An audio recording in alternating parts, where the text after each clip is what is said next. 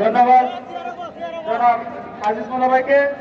এই মুহূর্তে বক্তব্য নিয়ে আসছেন আমাদের জেলা বিএনপি উপদেষ্টা ইফতারি দিচ্ছে সবাইকে। সাধারণ সম্পাদক মেজর অফিসর পত্র এই আনো দুইটা দেন, সাইদুর রহমান। এই ভাই আনো দুইটা দেন। আজকের এই অনুষ্ঠানের সম্মানিত সভাপতি জনাব মেহেদি হাসান পলাশ, উপস্থিত বাঞ্ছারামপুরের বিএনপির দীর্ঘদিনের কান্ডারি বড় মানুষের নেতা জনাব এম এ খালেদ পিএসসি এবং আজকের এই অনুষ্ঠানের যাকে কেন্দ্র করে আমরা দূরান্ত থেকে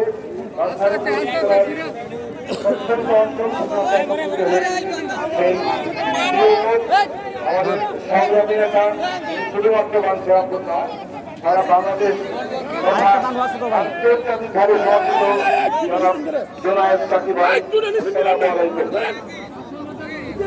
আমি শুধু একটা কথাই বলতে চাই, আমার পূর্ববর্তী বক্তা বলে গেছেন যে বাঞ্ছারামপুরে মানুষ কথা রেখেছে, আপনাকে বিপুল ভেবে জয়ী করে এখানকার এমপি বানিয়েছে। আপনি শুধুমাত্র এমপি নন, এবং আমরা আপনার কাছ থেকে আশা করি যে আমাদের বাঞ্ছারামপুরের জন্য একটা মন্ত্রিত্ব ছেলে আনবেন। এবং ধন্যবাদ সাকিব ভাই যে আপনি আমাদের কথা রেখেছেন। এবং বাঞ্ছারামপুরের আমরা এতকাল যারা বলেছিলাম ভোট দেওয়ার আগে আমরা শুধু একজন এমপি পাবো না, একজন মন্ত্রীও পাবো ইনশাল্লাহ। ধন্যবাদ সাকিব ভাই আমাদের আশাকে পূর্ণ করার জন্য। এই সাথে আরো বলতে চাই, জনগণ তথা বিএনপির জনগণ আপনাকে সম্পূর্ণ সাপোর্ট দিয়েছে এবং যুক্ত করেছে, আপনার পাশে আগামীতে থাকবে। যে বিশেষ কয়েকটি জিনিস নিয়ে আমরা আপনার দিকে তাকিয়ে আছি, মাদক, শিক্ষার পরিবেশ এবং ভ্রাতৃত্বমূলক পরিবেশ এলাকায়। এটা করার জন্য আপনার সাথে আমরা আছি। আসসালামু আলাইকুম। ধন্যবাদ মেজর সাহেব সাহেবকে সংক্ষিপ্ত বক্তব্য রাখার জন্য। বক্তব্য নিয়ে আসছেন বাঞ্ছারামপুর উপজেলা বিএনপির সাবেক সভাপতি, সাবেক সংসদ জনাব এম এ খালেদ পিএসসি।